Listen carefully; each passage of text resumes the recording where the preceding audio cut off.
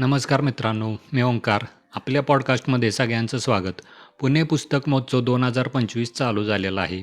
13 ते 21 डिसेंबरपर्यंत फर्ग्युसन कॉलेजमध्ये हा चालणार आहे. आम्ही पण त्याला भेट देऊन आलेलो आहोत आणि काही पुस्तकांची पण आम्ही खरेदी केलेली आहेत. याबद्दल व्हिडिओमध्ये पुढे बोलणारच आहेत. असे 3 मुद्दे सांगणार आहे ज्याच्यामुळे तुम्हाला पण या बुक फेस्टिवलविषयी मदत मिळेल.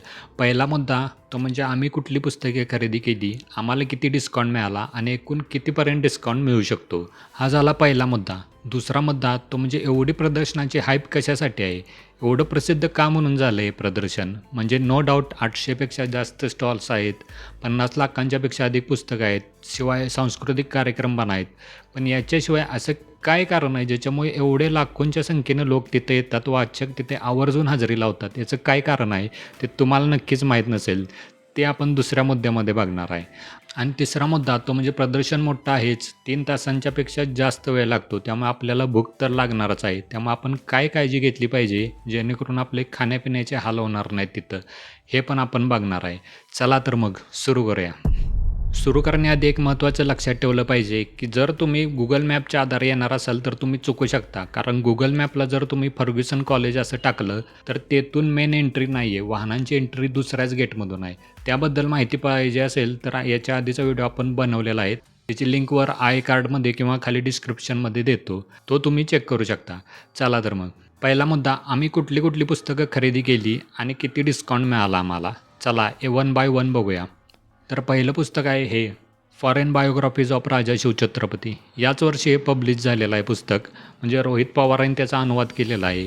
म्हणजे फॉरेनचे जे होते म्हणजे फ्रेंच प्रवासी ॲबेकॅरे, डच अधिकारी, इंग्रज व्यापारी, इंग्रज अधिकारी हेनरी ऑक्झेंटन, फ्रेंच अधिकारी यांनी महाराजांविषयी काय काय लिहून ठेवलेलं आहे ते या पुस्तकामध्ये आहे. रोहित पवारांनी अनुवाद केलेला आहे. याच वर्षी पुस्तक पब्लिश झालेलं आहे. अजून वाचलं नव्हतं म्हणून मी एक खरेदी केलेलं आहे. बघूया. तर हे पुस्तक कितीला आहे? 499 जी किंमत आहे, म्हणजे 500 किंमत आहे. याच्यावर आम्हाला 25% डिस्काउंट मिळाला आहे. म्हणजे ₹375 एवढं चांगलं पुस्तक हार्ड कवरमध्ये आहे. आणि हे पुट्टा आहे हा.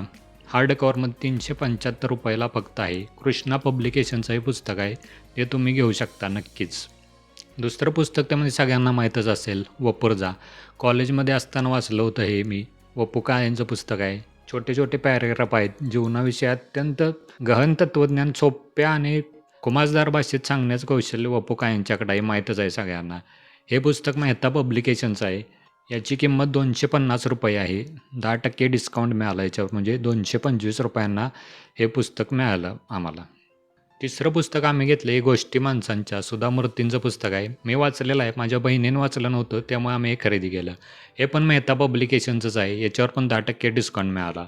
₹220 किंमत आहे याची. 198-200 मिळालं हे पुस्तक. तुम्हाला पण मिळू शकतं. त्यानंतरचं पुस्तक आहे म्हणजे एव्हरग्रीन श्यामची आई. आमच्या घरी होतं म्हणा पुस्तक, पण ते पूर्ण जीर्ण होऊन वाचून वाचून फाटून गेलं, त्यामुळे नवीन खरेदी केलेलं आहे. फक्त ₹100 किंमत आहे याची. तशी किंमत छापील किंमत ₹200 आहे. वैशाली प्रकाशन पुणे यांनी छापलेलं आहे. पण ते ₹100 पाना मिळालं. चांगली पुस्तकांची पानांची क्वालिटी पण अगदी उत्तम आहे. हेच पब्लिकेशन आहे. बाकी बरेच पब्लिकेशन पण छापतात, पण ते ₹100 तुम्हाला मिळणार नाही. ₹150 किंवा ₹200 त्याची किंमत होईल. ते पण घेऊ शकता, काही अडचण नाही. आम्हाला हे ₹100 मिळालं. वैशाली प्रकाशन पुणे म्हणून तुम्हाला सांगितलं. भारतामध्ये लॉ कसा आहे कॉपीराईटचा? बहुतेक माझ्या अंदाजाप्रमाणे लेखकाच्या मृत्यूनंतर 50 वर्षांनी त्याचे अधिकार सगळे मुक्त होतात आणि त्यानंतर मग कुठलंही पब्लिकेशन ते पुस्तक छापू शकतं. त्यामुळे बरेच पब्लिकेशन छापतात. त्यामुळे तुम्ही कुठलं पण घेऊ शकता. आतला मजकूर सेमच राहणार आहे. साने गुरुजी आणि त्यांचं विश्व. त्याचबरोबर अनेक चांगले बुकमार्क्स पण तिथं उपलब्ध आहेत. समजा जर तुम्ही मेहता पब्लिकेशनचं पुस्तक घेतलं तर हे बघा, हे मेहता पब्लिकेशनचे बुकमार्क्स आहेत. पुस्तकभर मिळतात ते, म्हणजे पुस्तकांची जाहिरातच असते ती, पण मोफत मिळतात तर घ्यायला काय हरकत आहे. पुढे असे चित्र पुस्तकाचं आणि मागं त्या लेखकाविषयी माहिती असं येतात ते, किंवा काही मोफत पण मिळतात. स्वामी विवेकानंदांच्या ट्रस्टच्या पब्लिकेशनचे हे बुकमार्क्स आहेत. हे मोफत वाटत होते, सगळ्यांना मोफत होतं. शिवाय काय काय वेबसाईटच्या पण तिथं आहेत स्टॉल, ते पण मोफत वाटतात बुकमार्क. आपण घेऊ शकतो विचारून त्यांना. याशिवाय विविध रंगांजन चित्राचे मॅग्नेटिक प्रकारचे बुकमार्क्स पण आहेत. ते पण चांगले आहेत. ₹50 एक काय तर आहे, 100ला 3 अशी मिळत होती ती. ते तुम्ही पण चेकआउट करू शकता. एकूण किती डिस्काउंट आहे तर 10% कमीत कमी सगळ्या पुस्तकांच्यावर डिस्काउंट आहेच. त्याच्यावर त्या पब्लिकेशनच्या इच्छेनुसार किती पण तो डिस्काउंट देऊ शकतो असं आहे. फक्त मराठीच भाषा नाही तर हिंदी, इंग्रजी, उर्दू आणि तमिळ, तेलुगू सगळ्या भाषांमधली पुस्तकं आहेत तिथे. त्यामुळे भाषेची व्हरायटी पण भरपूरच आहे. आता दुसरा मुद्दा बघूया, तो म्हणजे एवढी हाय प्रसिद्धी का झाली आहे प्रदर्शनाची? म्हणजे 800पेक्षा जास्त स्टॉल्स आहेत, 50 लाखांच्या पेक्षा अधिक पुस्तकं आहे. हे तर कारण आहेच. एवढ्या प्रचंड पुस्तक एकाच ठिकाणी मिळणार आहेत म्हटल्यावर बरेच वाचक येतात आवर्जून. त्याशिवाय असं एक कारण आहे ज्याच्यामुळे आवर्जून वाचक येतो, तो म्हणजे लेखकांची भेट होते या ठिकाणी. कारण अनेक लेखक त्या पब्लिकेशनच्या स्टॉलवर उपलब्ध असतात.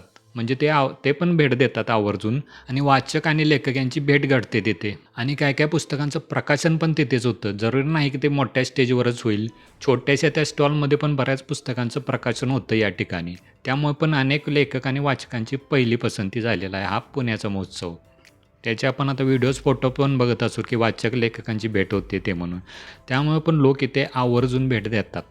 पुस्तके खरेदी करताना नेमकी काय काळजी घ्यायची म्हणजे चांगलं पुस्तक आपल्याला मिळेल याचा व्हिडिओ आपण बनवलेला आहे ऑलरेडी, चॅनलवर आहे तो, किंवा डिस्क्रिप्शनमध्ये लिंक देतो त्याची, तो पण एकदा तुम्ही जरूर बघा. तर पारायण ग्रंथ किंवा धार्मिक ग्रंथांच्या बाबतीत पण आपण काय काळजी घेतली पाहिजे त्याचा पण व्हिडिओ बनवलेला आहे आपण. त्यानंतरचा तिसरा मुद्दा, तो म्हणजे सगळ्यात महत्त्वाचा आहे, खाण्यापिण्याची व्यवस्था. कारण प्रदर्शन प्रचंड मोठं आहे. नाही म्हटलं तरी कमीत कमी 3 तास तर लागतातच. आणि जर तुम्ही संध्याकाळच्या वेळी गेला तर सांस्कृतिक कार्यक्रम अनेक असतात. त्यामुळे अनेक 5 तास धरूनच चाला तुम्ही. 5 तास तर किमान लागतातच. त्यामुळे ते भूक लागतेच आपल्याला. आणि काही वेळा असं होतं की मध्येच भूक लागते. काही पटकन खाऊन यावं म्हटलं तर आपल्याला भूक लागलेली असते आणि पटकन काय तर मिळावं अशी इच्छा असते. पण तिथं कसं आहे, एकाच कंपनीला ते कॉन्ट्रॅक्ट दिलेलं आहे खाण्यापिण्याचं. त्यामुळे काय होतं, स्टॉल्स तर भरपूर आहेत, पण त्याची कुपन म्हणजे बिलिंग सिस्टम आहे ते 1 किंवा 2च ठिकाणी आहे. त्यामुळे तिथं बरीच मोठी रांग लागलेली असते.